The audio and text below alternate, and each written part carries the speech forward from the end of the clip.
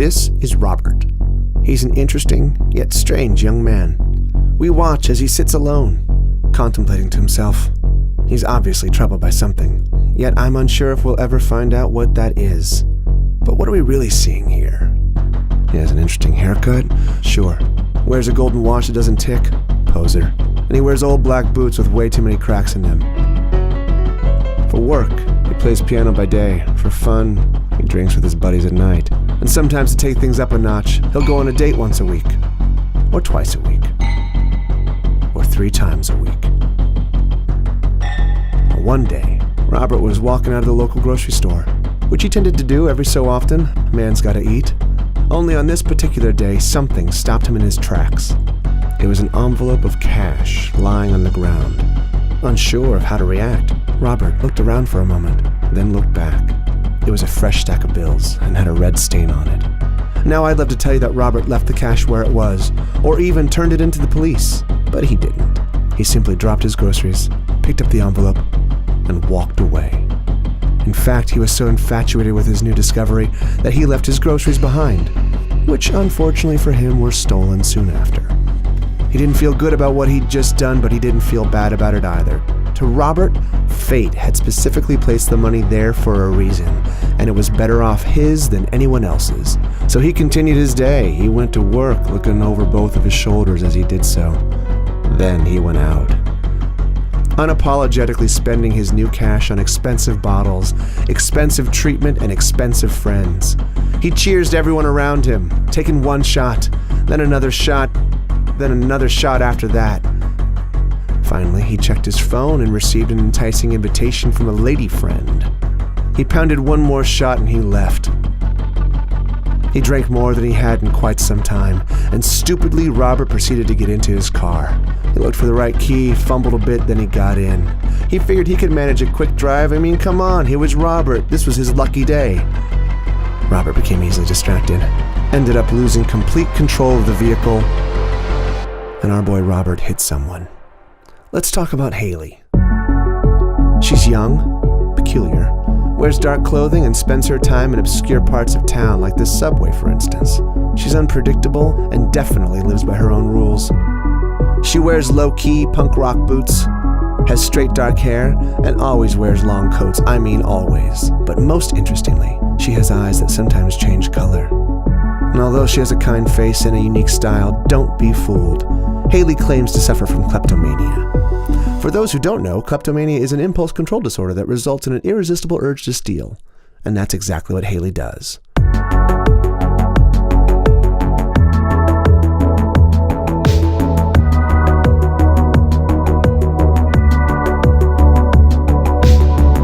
Haley doesn't have many friends, nor does she really want any. At least that's what she tells herself. One day, Haley managed to steal a watch, a hairbrush, earrings, and a strawberry smoothie.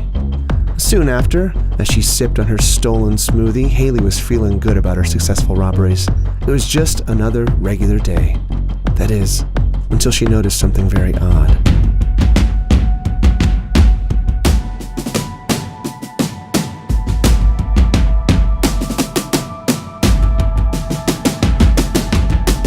It was a man running with a bag of fresh cash, and no one was chasing him. Her thievery had company after all. Impulsively, she called the police. That's right. A girl who had just broken various laws herself just called the cops on this man. Was she a changed person? Or was she just protecting herself?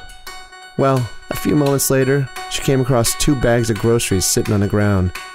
As it turns out, Haley hadn't changed at all.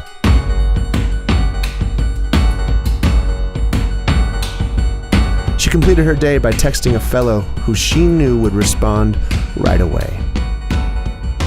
2 words were capable of captivating the young man's attention completely. Come over. That was her message.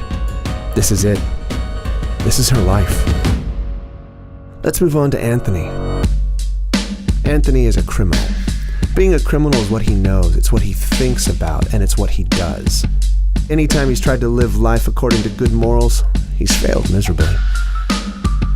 To Anthony, there's only one thing you can do when something is wrong, and that's to do something that's even more wrong. Anthony would spend many of his nights finding ways to defy the law, although he was never very lucky. He would get caught almost as often as he would commit crimes, and this time it cost him a year in prison. After the long 12 months, he was finally released and returned home to his wife. Although he was glad to be back in his element, the world that he knew had changed a bit.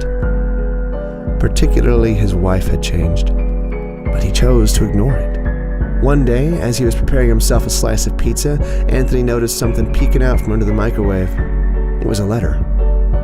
He opened it only to find overdue balances. His wife, who he loved, was in debt. He didn't want to commit another crime, but he needed to get his wife out of the hole. So Anthony did what Anthony knows how to do best. He robbed a bank.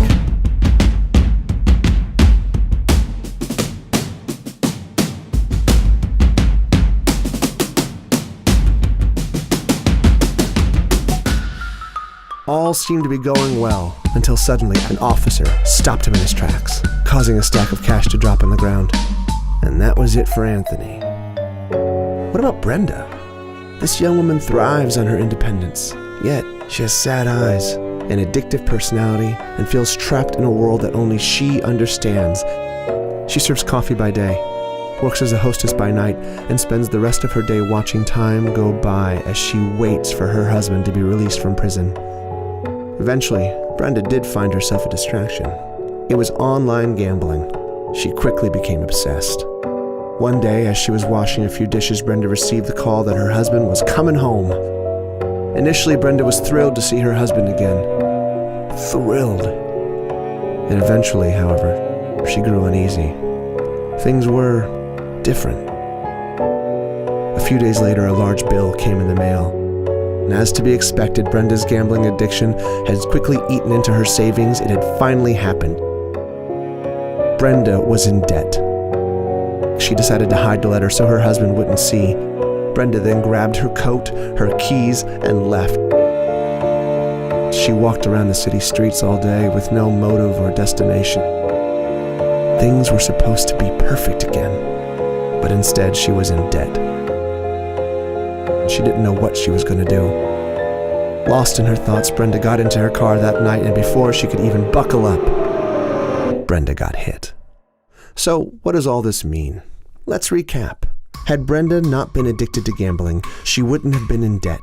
Had she not been in debt, Anthony wouldn't have been motivated to rob a bank. Had Anthony not robbed a bank, Haley wouldn't have called the police. Had Haley not called the police, Anthony wouldn't have dropped the cash. Had Anthony not dropped the cash, Robert never would have found it. Had Robert never found it, he would have never had a reason to celebrate and get drunk. Had he never driven drunk, the accident would have never happened. I think what I'm trying to say is, we are all inevitably connected in some way.